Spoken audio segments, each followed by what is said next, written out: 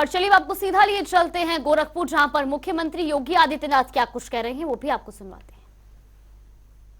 मंत्री मोदी जी के प्रति आभार और कृतज्ञता ज्ञापित करने के लिए पूरी तत्परता के साथ खड़ा है। आज ये दोनों सम्मेलन उसके उदाहरण हैं। यह अवसर हमारे पास बाबा साहब भीमराव अंबेडकर के प्रति कृतज्ञता ज्ञापित करने का भी होता है। भाइयों बहनों, अभी 26 नवंबर की तिथि आएगी। 26 नवंबर की तिथि, इसी दिन बाबा साहब भीमराव अंबेडकर जी ने भारत के संविधान को लिखने का कार्य पूरा किया था और इस तिथि को प्रधानमंत्री मोदी जी ने संविधान दिवस के रूप में मनाना प्रारंभ किया।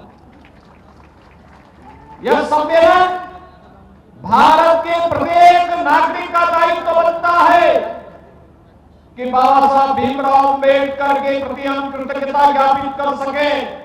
उसके प्रति इस भाव को अभिव्यक्त करने के लिए भारतीय जनता पार्टी नेतृत्व की केंद्र की मोदी जी की सरकार के द्वारा चलाए गए इस अभियान को बाबा साहब भीमराव अंबेडकर के कृतित्व को, व्यक्तित्व को देश और दुनिया के सामने और आने वाली पीढ़ी के सामने रखने का एक सशक्त माध्यम प्रधानमंत्री मोदी जी ने जहां इस कार्यक्रम के माध्यम से आगे बढ़ाया, वहीं बाबा साहब भीमराव अंबेडकर के पंच तीर्थों को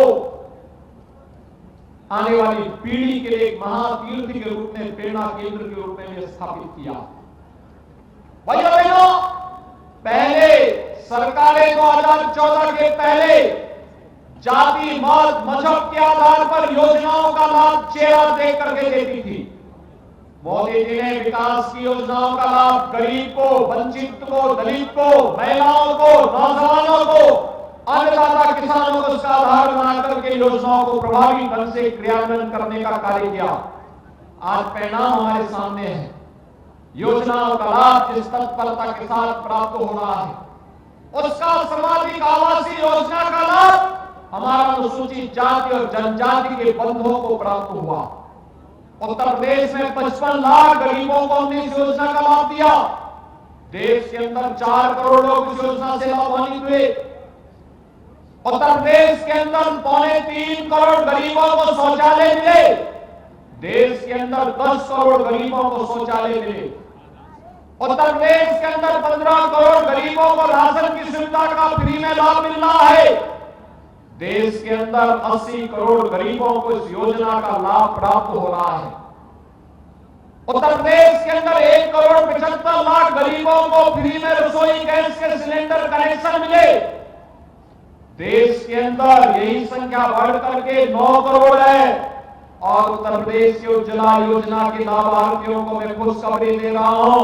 हमारी सरकार ने तय किया है कि दीपावली और होली को एक फ्री में सिलेंडर उनको उपलब्ध करवाने का कार्य, भरा हुआ सिलेंडर उपलब्ध करवाने का कार्य करेंगे। ये बाबा साहब भीमराव अंबेडकर के प्रति कृतज्ञता ज्ञापित करने का एक माध्यम है हमारा। और भाइयों बहनों, इसमें कोई भेद किसी के साथ नहीं। आज जो मैं बोलने के लिए आया हूं वो ये कि प्रधानमंत्री स्वनिधि योजना के अंतर्गत स्ट्रीट वेंडर, इसमें ज्यादातर महिलाएं हैं और उनमें भी ज्यादातर अनुसूचित जाति की महिलाओं को इस योजना का लाभ मिला है। उत्तर प्रदेश के अंदर 14 लाख गरीबों को इस योजना से जुड़ने का अवसर प्राप्त हुआ। प्रधानमंत्री स्वामित्व योजना के अंतर्गत जो जहां मकान है वहीं पर जमीन का पट्टा उसके नाम पर होगा और इस योजना में 75 लाख गरीब इस योजना से प्रदेश के अंदर लाभान्वित हो चुके हैं और दिसंबर 2023 तक 1 करोड़ 25 लाख गरीबों को इस योजना के साथ जोड़ने के बड़े लक्ष्य के साथ सरकार कार्य कर रही है। तो तस्वीरें आपने देखी जहां गोरखपुर में मुख्यमंत्री योगी आदित्यनाथ ने जनता को 271 करोड़ की परियोजनाओं का तोहफा दिया है। वहीं खबरों में आगे बढ़ेंगे जहां उत्तर प्रदेश सरकार में राज्य मंत्री केपी मलिक से खास बातचीत की। मुजफ्फरनगर से हमारे संवाददाता पवन अग्रवाल ने क्या कुछ उन्होंने कहा, देखिए रिपोर्ट। हमारे साथ इस वक्त प्रदेश सरकार के राज्य मंत्री पर्यावरण व वन विभाग श्री केपी मलिक जी मौजूद है, जो बागपत जाट लैंड से आते हैं और प्रदेश सरकार में भी अपना एक बड़ा रुतबा रखते हैं। बागपत और बड़ौद जो सीटें हैं काफी जाट लैंड में महत्वपूर्ण सीटें हैं और अधिकतर इससे पहले यहाँ बीजेपी से पहले रालोद के पास रही है, लेकिन केपी मलिक जी ने उन चीजों को पछाड़कर बीजेपी में एक बड़ा अपना महत्वपूर्ण पद पाया। मेरे साथ मौजूद है आज मुजफ्फरनगर खास विशेष चर्चा पर प्रदूषण और वन पर्यावरण को लेकर बात करते हैं। सर पहले तो आपका जनता टीवी में स्वागत है। बहुत बहुत धन्यवाद। सर प्रदूषण और पर्यावरण वन को लेकर क्या खास नीति आपके विभाग द्वारा आपके द्वारा अपनाई जा रही है? मैं कह रहा हूँ समय के अनुसार हमने जगह जगह दिल्ली यूनिवर्सिटी हो या उत्तर प्रदेश की यूनिवर्सिटी हो या आसपास के एनसीआर का जितना क्षेत्र है, कई बार उनके विशेषज्ञों को बुलाया गया, वीसी को बुलाया गया, जो इसके रिटायर हुए इस विभाग से संबंधित लोग हैं उन्हें बुलाया गया और बच्चों के बीच में बैठाकर गोष्ठियां कराई गई ताकि आम आदमी और आम जन भी इससे जागरूक हो और इस पोल्यूशन और कल को देखते हुए एक सावधानी बरते। सर एक अभी लगातार 2 दिन से डीएम अरविंद मल्पा बंगारी की प्रदूषण को लेकर बड़ी कार्रवाई चल रही है।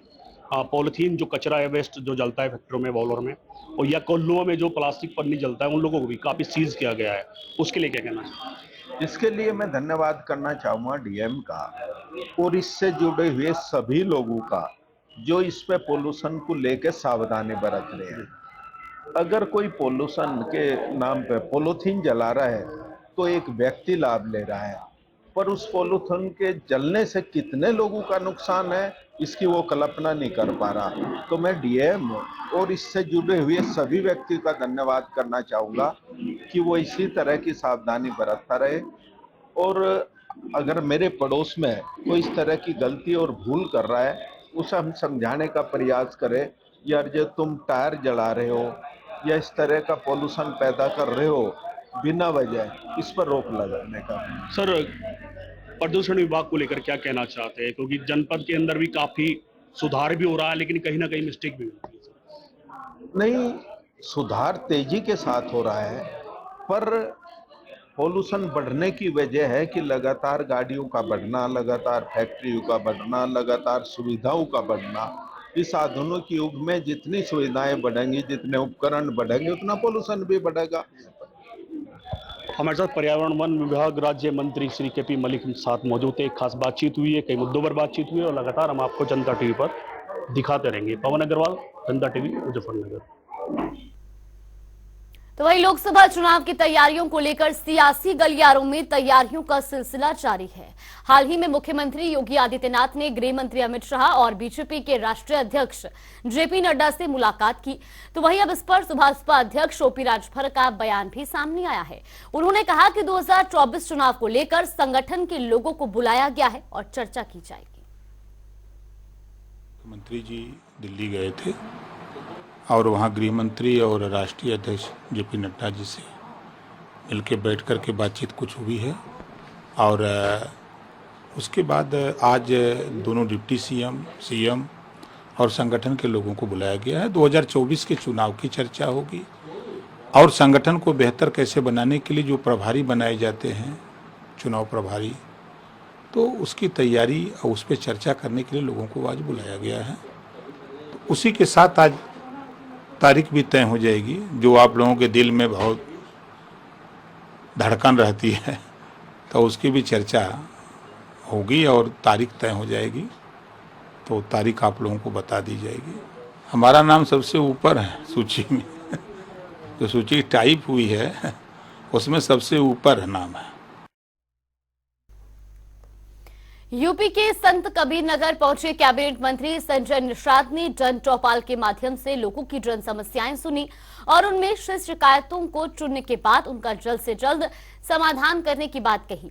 यही नहीं बल्कि उन्होंने मछुआ समुदाय के लोगों को संबोधित करते हुए बताया कि उनके हित के लिए जन कल्याणकारी योजनाएं चलाई जा रही हैं जिससे वो फायदा भी उठा सकते हैं। और क्या कुछ उन्होंने कहा, आपको सुनवाते हैं। मेरा समाज ये भारत गांव में बसता है। भारत कृषि प्रधान देश है और अंग्रेजों मुगलों से गांव वालों ने लड़ा था। गांव वाले उजड़े थे। गांव में ईश्वर का दूसरा रूप रहता है।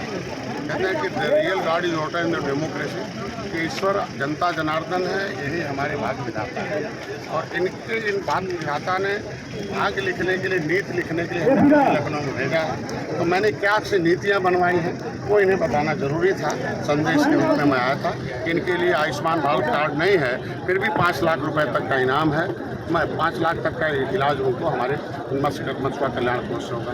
मकान नहीं है, जिनको झोपड़ी छूट गया, प्रधानमंत्री आवास योजना में वृद्धि हो, मछुआ का है तो हम मछुआ आवास उनको दे दें। उनके बच्चों की कोचिंग की फीस कहीं दैविक आपदा हो गई, बेचारी विधवा हो जाती थी, उसके पास कुछ नहीं था, तो हम लोग उसे 5 लाख तो मतलब इनके मछुआ कल्याण कोष से इनके विकास की धारा में लाना है। प्रधानमंत्री मत्स्य संपदा योजना में 60% सब्सिडी दिए, बताया कि मतलब किस तरीके से आपको मिलेगा।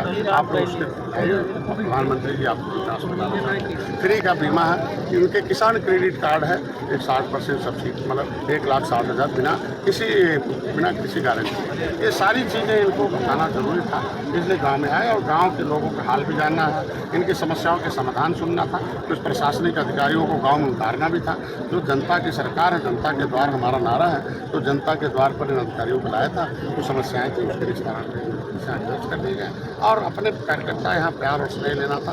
इनको था कि मैं आप लोग आगे करते रहिए, आगे बढ़ते रहिए और गाँव को भी इसको समृद्धशाली बनाइए। हमारी सरकार सोच है और 2024 के लिए माननीय मोदी जी को फिर से मजबूत करके यहाँ अपने वोट को लेकर। उत्तर प्रदेश के कई जिलों में हवा की गुणवत्ता बेहद खराब होती जा रही है। नोएडा, गाजियाबाद समेत कई शहरों में एयर क्वालिटी इंडेक्स खतरनाक लेवल पर दर्ज किया गया है। बता दें कि नोएडा में हवा की गुणवत्ता गंभीर श्रेणी की बताई गई है। मुरादाबाद में मध्यम तो वहीं कानपुर में खराब श्रेणी में हवा की गुणवत्ता पहुंच गई है। ऐसे में देखना होगा कि आखिर कब तक लोगों को प्रदूषण से राहत मिल पाती है। अयोध्या के ऐतिहासिक राम मंदिर में रामलला की प्राण प्रतिष्ठा का पूरा देश बेसब्री से इंतजार कर रहा है। कोर्ट के ढेरों चक्कर, अतुलनीय संघर्ष और सालों के सब्र के बाद आखिरकार रामलला अपने जन्म स्थान पर विराजने को तैयार हो रहे हैं। लेकिन कितना बड़ा था ये संघर्ष, कैसे बना राम मंदिर का नक्शा और कौन सी शैली में बन रहा है ये ऐतिहासिक राम मंदिर, ये सब जानने की उत्सुकता सभी देशवासियों में अभी भी बरकरार है। अहमदाबाद के निवासी आर्किटेक्ट चंद्रकांत सोमपुरा, जिनका राम मंदिर का नक्शा बनाने में महत्वपूर्ण योगदान रहा है, राम मंदिर के बारे में क्या कुछ बता रहे हैं, सुनिए। नागर शैली जो उत्तर भारत में, मध्य भारत में सब में फेमस है, वो नागर शैली। उस नागर शैली में पूरा मंदिर बना है। वहाँ तो उस टाइम तो ढांचा खड़ा था, तो मेजरमेंट भी नहीं लेने दिया। पहले तो लग ही नहीं रहा था कि ये बनेगा। जब हमने शुरू किया तब बात लगी थी कि भाई ये बनाना है, पर बनते बनते अब तो हम भी उस टाइम तो ऐसा हो गया था कि ये पता नहीं क्या बनेगा या नहीं बनेगा।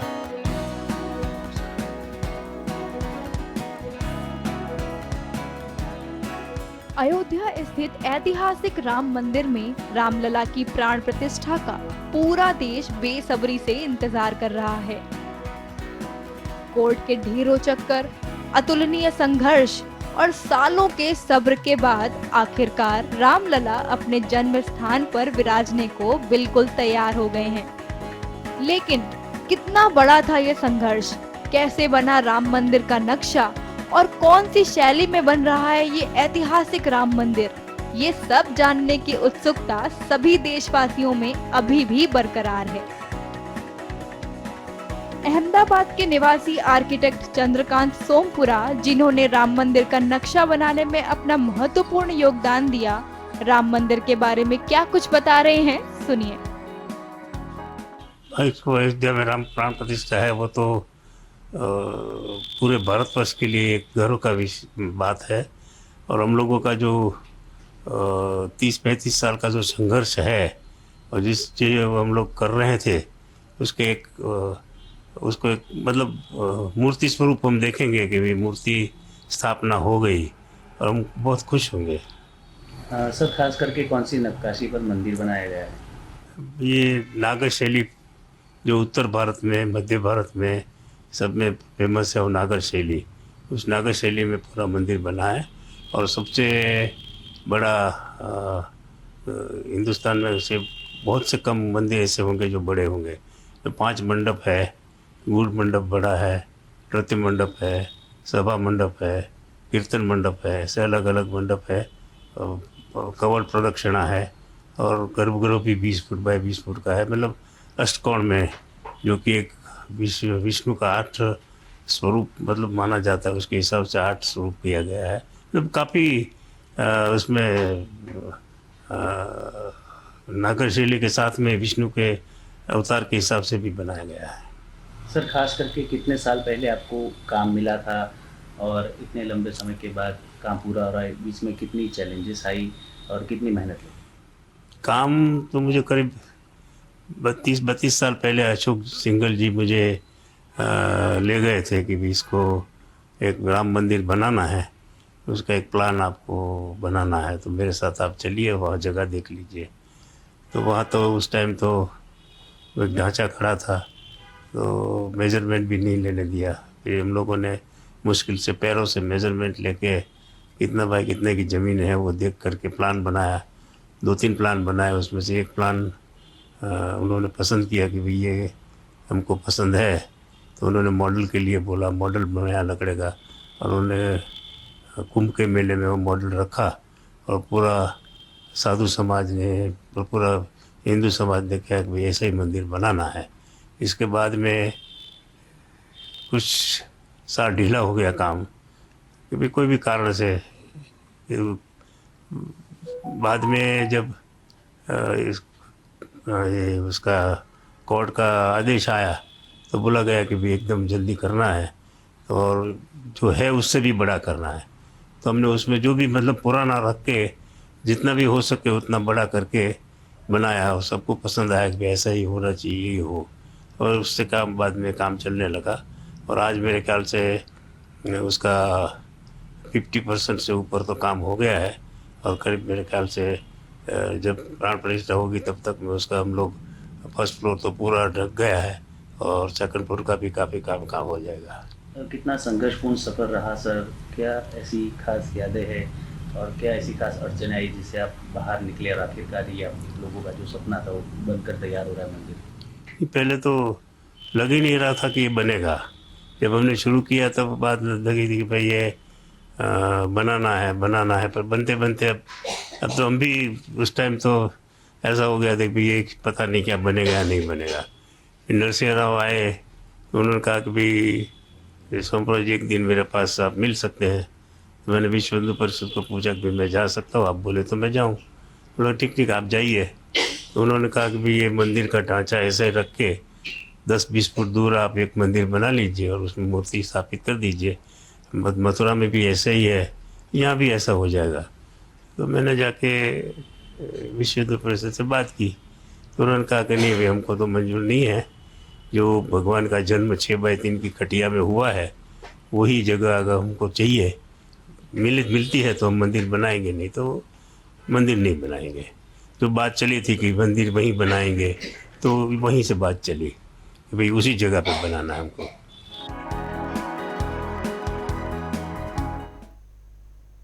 बॉलीवुड अभिनेत्री कंगना रनौत की ईश्वर भक्ति किसी से छिपी नहीं है। आए दिन कंगना देश के अलग अलग मंदिरों में दर्शन और पूजन के लिए जाती रहती हैं। इसी कड़ी में कंगना गुजरात के दिव्य द्वारका नगरी पहुंची, जहां उन्होंने भगवान द्वारकाधीश के दर्शन किए। भगवान द्वारकाधीश के दर्शन और पूजन के बाद उन्होंने कहा कि कण कण में यहां द्वारकाधीश समाये हुए हैं। प्रभु श्री कृष्ण के दर्शन कर हम धन्य हो जाते हैं। इस दौरान कंगना ने के साथ उनकी बहन रंगोली चंदेल भी मौजूद रही। देखिए रिपोर्ट।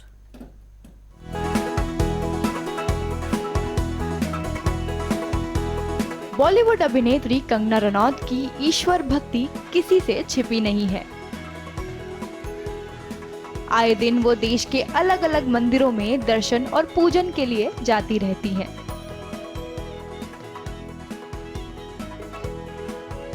इसी कड़ी में कंगना गुजरात स्थित दिव्य द्वारका नगरी पहुंची, जहां उन्होंने भगवान द्वारकाधीश के दर्शन किए। भगवान द्वारकाधीश के दर्शन और पूजन के बाद उन्होंने कहा, कण कण में यहाँ द्वारकाधीश समाये हुए हैं। प्रभु श्री कृष्ण के दर्शन कर हम धन्य हो जाते हैं। तो बहुत अद्भुत रहा। और द्वारका नगरी तो मैं हमेशा कहती हूँ दिव्य नगरी है, यहाँ की हर चीज़ ही अद्भुत है। और जैसे कि भगवान के दर्शन हुए श्री कृष्ण के, तो हर कण कण में यहाँ जो द्वारकाधीश है वो समाये हुए हैं। और द्वारकाधीश के दर्शन होते ही हम तो धन्य हो जाते हैं, हमेशा ही धन्य हो जाते हैं। और हमेशा कोशिश रहती है कि जितना हो सके उतना हम आए यहाँ पे प्रभु के दर्शन करने, मगर जब भी काम से मिलता है मौका तब आ जाते हैं। और वो जो पानी के अंदर का पूरा जो द्वारका की जो नगरी है वो भी ऊपर से हमने देखी। कभी चाहेंगे कि सरकार की ऐसी सुविधाएं हो कि उसके अंदर भी, पानी के अंदर जाके जो नगरी के अवशेष हैं उनको देखें। तो ऐसी महान जो हमारे इतिहास के एक नगर रह चुका है, हमारे महान इतिहास के जो हमारे प्रभु हैं कृष्ण जी, उनकी जो नगरी है हमारे लिए स्वर्ग से तो कम नहीं है। अभिनेत्री Kangana Ranaut classy traditional golden sari में द्वारका नगरी पहुंची और इस दौरान कंगना के साथ उनकी बहन रंगोली चंदेल भी मौजूद रहीं।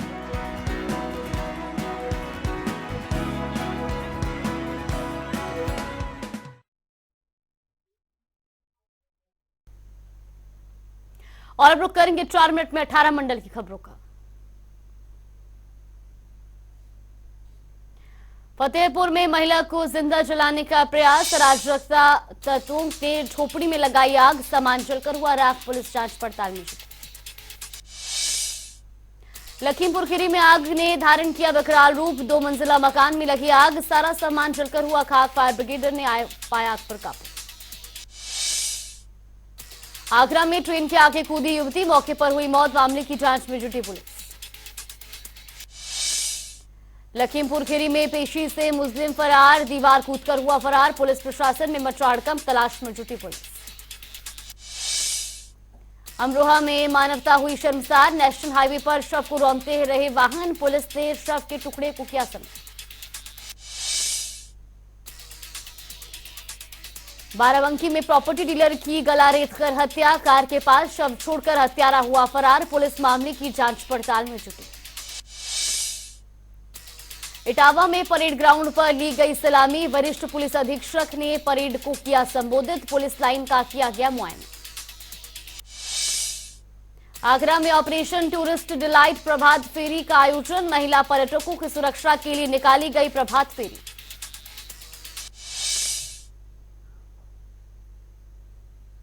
चलिए बुलेटिन में फिलहाल के लिए बस इतना ही, यहाँ पे रुकते हैं एक छोटे से ब्रेक के लिए।